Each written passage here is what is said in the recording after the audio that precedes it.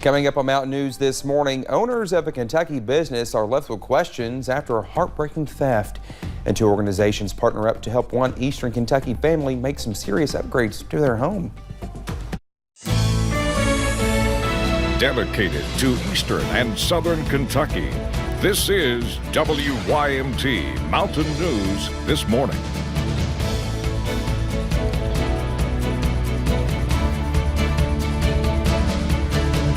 It's 6:31 on this Wednesday morning. I'm Dakota Makris. Thank you so much for waking up with us.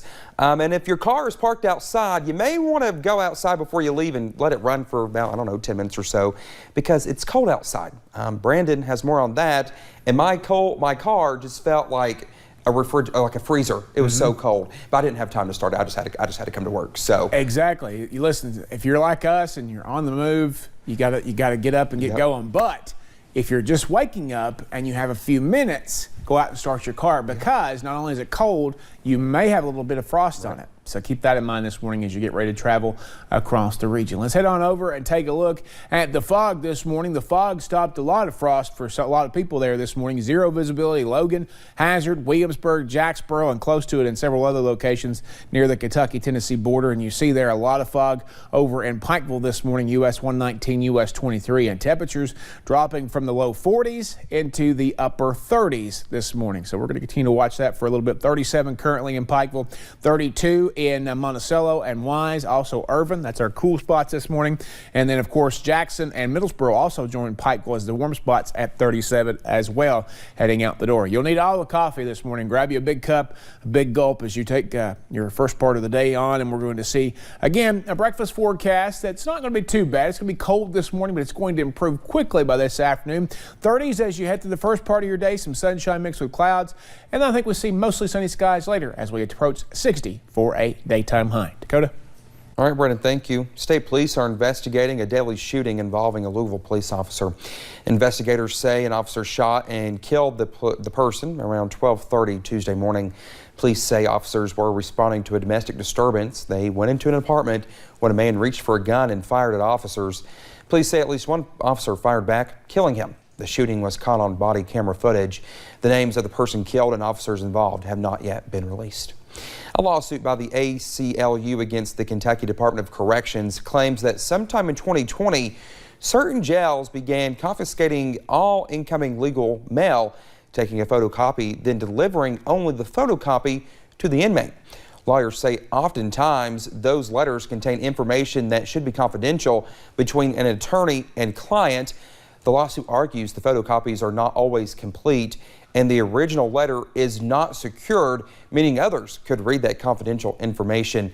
ACLU members say it is a violation of the right to legal counsel without interference by the state as guaranteed by the 14th Amendment.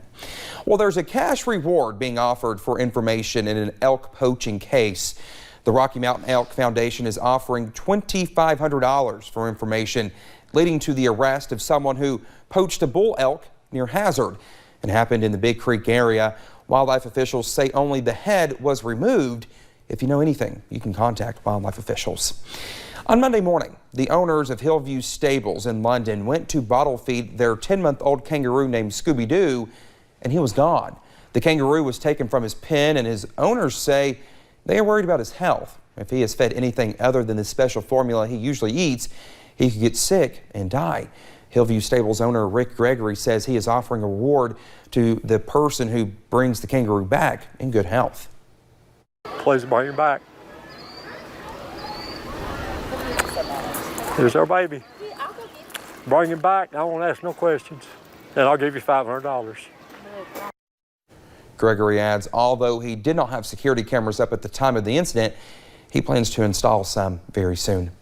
Christian Appalachian Project is working with a group from out of state to show one family in the mountains the power of teamwork. Our Buddy Forbes has more about how the project is reaching people. Crews of people coming together. We have a culture of serving within our company. to help other people. I think it's great because it brings everybody together. It brings us into a different environment that maybe we're not used to, and it's kind of opens our eyes up to the help that's needed across the country. Christian Appalachian Project is partnering with CESO to make a mark on one Floyd County family. The Lafferty family, husband and wife, they got 3 children. Larry drives the school bus and he's a deputy sheriff. Working to build the family up as they repair floors, windows, and their sense of security. It's a little emotional just because we know that we're giving a gift to them that, they desperately need. Coming together with donated supplies and crews. So it's really special to be able to help people who are often can be overlooked.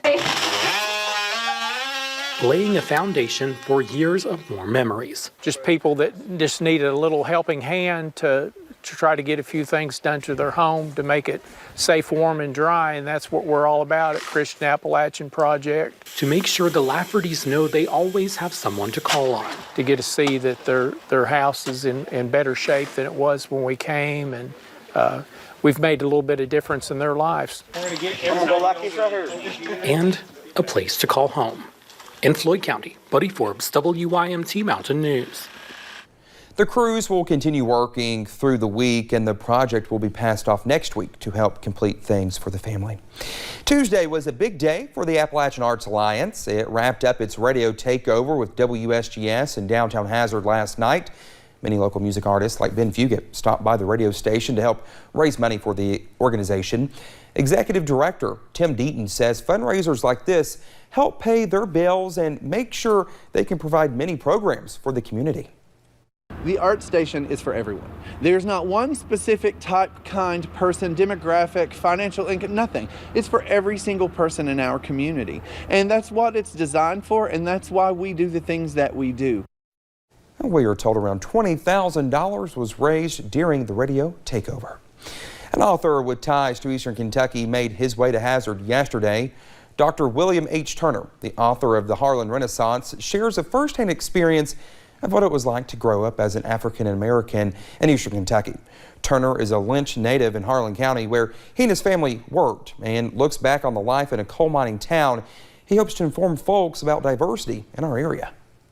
We need to do more to inform those kids that, well, back in the day, in the 50s, in the 40s, in the 30s, in the 20s, all the way back to the turn of the 20th century, and now we're 25 years almost into the 21st century, that where they lived used to be a much more diverse place.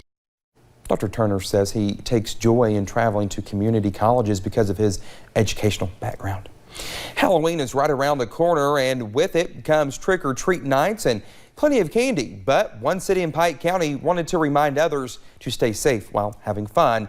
Our Jordan Mullins has more from the Pikeville Police Department and what suggested precautions you should take to ensure a scary, fun, but safe Halloween. As trick-or-treat rolls around, cities and counties are preparing for hundreds and even thousands of monsters and ghouls to line the streets in search of candy. The Pikeville Police Department will also be around to ensure safety to children and adults alike, but are also reminding others to be safe and take some necessary precautions. When I was a kid, my parents did the same thing. They make sure you put the candy, get the candy. I know they really want to eat it in the car, but try to go through it. Like going through candy to make sure it's safe, or simply having your child be more visible. Most of the Halloween costumes here, right next to them is the little lights you hang off of them, little flashlights the kids carry around, shaped like pumpkins and things. That way they can be seen by you and us. Simple changes that could make a big difference. And while COVID-19 is still a concern, outdoor trick-or-treating is a safer space. Just do good social distancing. You don't need to hoard up and get in big groups and go. You're going to be outside, that's a good thing. Big clusters of kids and things like that. Just do the social distancing thing, since we still have COVID around here and still got some issues with that. City officials are expecting a large turnout in the area's neighborhoods since the pandemic canceled most trick-or-treating in 2020. So, be aware of your surroundings. Just make sure you watch them. Make sure you watch for anything expected and unexpected. Put your phones down, pay attention. Park if you can, get out on foot if you can. If you don't have to be downtown or be in these neighborhoods, don't. And ensure your child and every child is safe this All Hallows Eve. In Pike County, Jordan Mullins, WYMT Mountain News. Well, Officer Khan also wanted to remind others of Pikeville's Nightmare on Main on Sunday, October 31st from 4 p.m. to 6 p.m. and to start on Lorraine Street in downtown Pikeville for the first drive-through trick-or-treat checkpoint.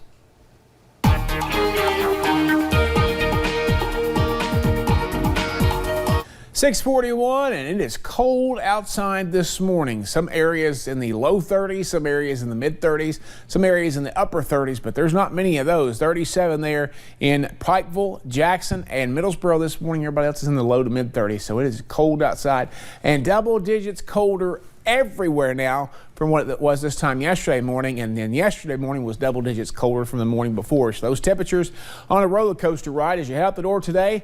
Take the jackets this morning. You may need them all day if you're cold natured, but if we get closer to the daytime hours there, when we get up close to 60 degrees for a high and you see that sunshine, shouldn't be too bad overall. Dakota? All right, Brendan, thank you. Well, the time is now 6:41. Still to come here on Mountain News this morning. A bill meant to honor the U.S. service members who lost their lives in Afghanistan heads to the Senate.